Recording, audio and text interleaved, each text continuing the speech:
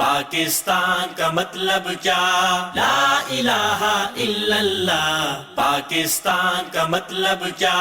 لا الہ الا اللہ. پاکستان کا مطلب کیا؟ لا الہ الا اللہ. ناظرین، ویلکم بیک ٹو پیغام پاکستان. ڈاکٹر صاحب، رابطہ عالم اسلامی کے زیر اہتمام 45ویں کانفرنس ہوئی ہے. رابطہ عالم اسلامی ایک مسلمانوں کا معروف پلیٹ فارم ہے جس پہ امت کے نمائندے جمع ہوتے ہیں، امت کے مسائل ڈسکس ہوتے ہیں. تو کافی عرصے سے یہ کووڈ کی وجہ سے جہاں دنیا کی دیگر چیزیں رکی ہوئی ہیں، یہ اجلاس بھی نہیں ہو رہا تھا. تو یہ بڑا اچھا ہوا کہ جیسے دنیا آن لائن ہو رہی ہے تو بندہ بجائے اس کے کہ محتاج ہو کے بیٹھا رہے تو اپنے مسائل اور معاملات کو آگے بڑھانا چاہیے. اسی طرح یہ ہوا. یہ 45ویں کانفرنس تھی. 65 سے زیادہ ممالک کے نمائندگان اس میں شریک ہوئے. سعودی عرب کے مفتی اعظم شیخ عبدالعزیز آل شیخ بھی یہاں موجود تھے. ڈاکٹر محمد عبدالکریم العیسیٰ سیکرٹری جنرل ہیں، وہ بھی تھے، اور شیخ عبدالرحمن السدیس. اور پاکستان سے اس کی نمائندگی کی ہے ڈاکٹر حافظ عبدالکریم حافظہ اللہ تعالیٰ نے. تو پہلے ہم ان سے بات کر لیتے ہیں، پھر ہم اس پہ آپ کا تجزیہ اور آپ کی تبصرہ بھی لیتے ہیں. ناظرین، اسی موضوع پر ہمارے ساتھ موجود ہیں سابق وفاقی وزیر مواصلات سینیٹر ڈاکٹر حافظ عبدالکریم. آپ سپریم کونسل رابطہ عالم اسلامی کے ممبر بھی ہیں اور پیغام ٹی وی کے چیئرمین بھی ہیں. حافظ صاحب، آپ کو پروگرام میں خوش آمدید. جی مہربانی، شکریہ. السلام علیکم ورحمۃ اللہ. وعلیکم السلام ورحمۃ اللہ. حافظ صاحب، یہ فرمائیے کہ رابطہ عالم اسلامی کا حالیہ یہ جو اجلاس ہوا اس میں آپ نے شرکت فرمائی. 65 سے زیادہ ممالک کے نمائندے اس میں موجود تھے. ایک تو امت کے لیے اس طرح کے حالات کے باوجود اس طرح کی مشاورت کا، مجلس کا، کانفرنس کا انعقاد یہ بڑا خوش آئند ہے اور وہ کمٹمنٹ ظاہر کرتا ہے اپنے مقصد سے، امت سے. حافظ صاحب، یہ فرمائیے کہ چونکہ آپ پاکستان کی طرف سے نمائندگی کر رہے تھے اہل پاکستان کی، اس کانفرنس کا موضوع کیا تھا، اس کے مقاصد کیا تھے؟ جی، یہ بسم اللہ الرحمن الرحیم، رابطہ عالم اسلامی کا اجلاس ہوتا ہے. اس کی جو سپریم کونسل ہے اس کا ہر کچھ عرصے کے بعد جی بہتر. اپنا کووڈ کی وجہ سے نہیں ہو سکا کچھ عرصے سے. ٹھیک ہے. یہ آن لائن ہوا اجلاس زوم کے ذریعے. جی. تو یہ 45واں اجلاس تھا. ٹھیک ہے. 45واں اجلاس تھا یہ. جی جی. اور اس میں کچھ قراردادیں، کچھ اس طرح کے جو مقصد ہے اس کے جو قواعد و ضوابط ہیں اس میں ضروری ہوتا ہے اتنا عرصے کے بعد جو ہے اجلاس لازمی ہونا چاہیے، کچھ چیزوں کی توثیق کرنی چاہیے. تو اس لیے یہ اجلاس اس صورتحال میں ہوا. اور ماشاءاللہ بڑا اچھا اجلاس تھا. اس میں سعودی عرب کے مفتی اعظم شیخ عبدالعزیز عبداللہ آل شیخ نے بھی شرکت کی، جو اس سپریم کونسل کے صدر ہیں. جی بہتر. اور اسی طرح ڈاکٹر محمد عبدالکریم العیسیٰ نے بھی شرکت کی. وہ اس کے رابطہ عالم اسلامی کے جنرل سیکرٹری ہیں اور اس کونسل کے نائب صدر ہیں. جی. اور اسی طرح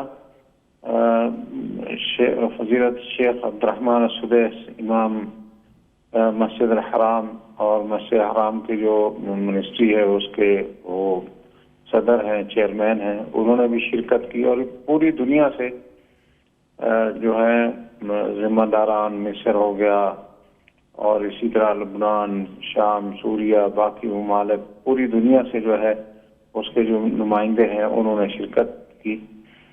تو اس میں زیادہ تر یہی موضوعات تھے کہ عالم اسلام کو جو ہے اس وقت جو پیش مسائل ہیں ان پر بات چیت ہوئی. اور ان میں اہم چیز یہ تھی کہ جو ہے نوجوانوں کو انتہا پسندی سے دور رکھا جائے، اعتدال کی طرف. اور اسی طرح اسلام کا چہرہ جو ہے اس پہ بعض لوگ داغ لگانے کی کوشش کرتے ہیں، اسلام کو بدنام کرنے کی کوشش کرتے ہیں. حالانکہ اسلام جو ہے وہ ایک بہت اچھا مذہب ہے، اعتدال کا مذہب ہے، رواداری کا مذہب ہے اور محبت اور اخوت کا مذہب ہے. تو اسی طرح یہ جو موضوعات تھے وہ زیر بحث ہے، اور اس کے ساتھ ساتھ جو مسلمان اقلیت ہیں جہاں روہنگیا میں یا اور علاقوں میں ان کے ساتھ جو زیادتیاں ہوتی ہیں اس پہ بھی بات ہوئی، قراردادیں ہوئی.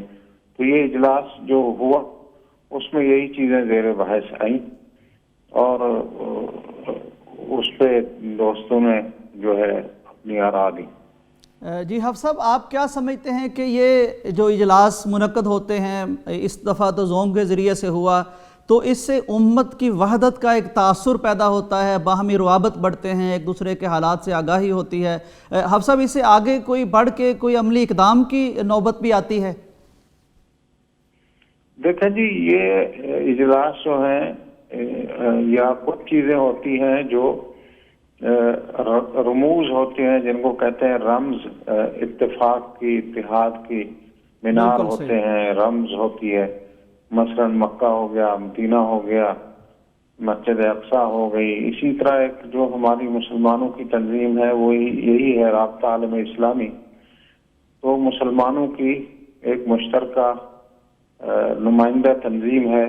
تمام مسلمان اس کی طرف دیکھتے ہیں، اور مسلمانوں کی خوشحالی بھی اس کو جو ہے اس کے لیے بڑی خوشی کی بات ہوتی ہے. اور کہیں اگر مسلمانوں کا کوئی مسئلہ ہے تو اس پہ توجہ کرنا، اس کی آواز اٹھانا اس کے خلاف، وہ بھی اس ادارے کی ذمہ داری ہوتی ہے. تو ظاہر ہے عالم اسلام کے جو مسلمان ہیں ان کی وحدت کا جو ہے یہ ایک مینار ہے، سرچشمہ ہے، اور اسی طرح مسلمانوں کی توقعات بھی اس سے وابستہ ہوتی ہیں. تو کوشش تو کرتے ہیں اس میں جب اکٹھے ہوتے ہیں آواز اٹھانے کی، بات پہنچانے کی، جی، اور آواز اٹھائی بھی جاتی ہے. باقی یہ ہے کہ امت کے حالات جو ہیں وہ سب کے سامنے ہیں اس وقت. جی، مسلمان ممالک ہوں یا مسلمانوں پہ اس طرح کے جو ادارے یا تنظیمیں ہیں وہ آواز اٹھاتی ہیں، لیکن کہاں تک سنی جاتی ہے یہ تو آپ بھی سمجھتے ہیں، ہم بھی سمجھتے ہیں. جی حافظ صاحب، بہت شکریہ. آپ رابطہ عالم اسلامی کے تازہ ترین حالیہ اجلاس کے بارے میں ہمیں آگاہ فرما رہے تھے. آپ کے وقت کا بہت شکریہ. جی، میں آپ کا شکریہ ادا کرتا ہوں، پیغام ٹی وی کا، پیغام ٹی وی کے ناظرین کا بہت شکریہ. اللہ حافظ. جی ڈاکٹر صاحب، آپ نے جیسے کہ بات سنی، ایک تو دو چیزیں میں آپ سے جاننا چاہ رہا ہوں. ایک تو یہ کہ بہرحال کیفیت امت کی جو بھی ہو، حالات جون سے بھی ہوں، اس میں اپنی بساط کے مطابق کوشش کرتے رہنا یا ایسی علامات کو برقرار رکھنا جس سے امت کی وحدت کا تاثر بھی جائے، اس کا کتنا فائدہ ہے اور اس سے کیا تسکین ملتی ہے، ڈھارس ملتی ہے مسلمانوں کو؟ بہرحال بات تو کی جاتی ہے، آواز تو اٹھائی جاتی ہے. بعض دفعہ حالات اس طرح کے ہوتے ہیں کہ آدمی ترستا ہے کہ کم از کم کوئی ہماری ترجمانی ہی کر دے، کوئی آواز ہی اٹھا دے. تو اس پہ آپ کیا کہتے ہیں؟ دیکھیں، یہ درست بات ہے. جیسے حافظ صاحب نے بھی فرمایا، رمز جس کو کہتے ہیں سمبولک، یعنی سمبلز ہوتے ہیں، اور ہماری امت مسلمہ کے یونٹی کے یہ سمبلز ہیں سارے. اور ظاہر ہے ان علامتوں کے ساتھ جب تک ہم جڑے رہیں گے، اس کا مطلب ہے کہ ہم ایک امت ہیں. عملی طور پر ہمارے جتنے مسائل گمبھیر ہیں، جتنے ہمارے عملی طور پر اتحاد کا بھی فقدان ہے، وسائل کا بھی فقدان ہے، طاقت بھی ہم کمزور ہیں، اور بہت سارے معاملات میں ہم اپنے معاملات حل کرنے کے لیے یا امت مسلمہ کے مسائل حل کرنے کے لیے وہ وسائل نہیں پاتے، وہ قوت اور طاقت نہیں پاتے. تو اس کا مطلب یہ تو نہیں ہے کہ ہم یہ جو جس کو عام طور پہ اگر کسی کانفرنس یا اس طرح کی میٹنگز کا جو ہے ان کو نیگیٹو ریمارکس دینے ہوں تو یہی کہا جاتا ہے کہ نشستن، گفتن، برخاستن. تو اگر یہ بھی ہو تو میرے خیال میں سمبولیکلی اس کو بھی غنیمت جاننا چاہیے، جیسے حافظ صاحب نے بھی کہا. اور میرا خیال ہے کہ نبی اکرم صلی اللہ علیہ وسلم کی جو دی ہوئی رہنمائی ہے وہ بھی یہی ہے.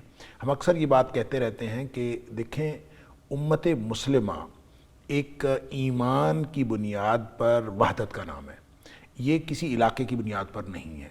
اور جو آخری مارکہ ہوگا، جو مادیت اور روحانیت کا مارکہ ہونے جا رہا ہے، یعنی قرب قیامت جب دجال اور پھر اس طرح کی جتنے بھی اس کے سیریز ہے، اس مارکے میں جو ایک طرف ایمان ہے اور ایک طرف مادیت ہے. تو جب ہم ایمان کی بنیاد پر باہم ریلیشن شپ رکھیں گے تو ہی ہم اس کا مقابلہ کر سکیں گے. تو یہ بھلے زوم پہ میٹنگ ہو اور بھلے اس کے اندر صرف گفتگو ہو، تو یہ ایمان کی بنیاد پر ایک گٹھ جوڑ ہے، اور میرے خیال میں اس کی بہت زیادہ اہمیت ہے اور مستقبل کے منظرنامے میں بھی اس کی بہت زیادہ اہمیت ہے.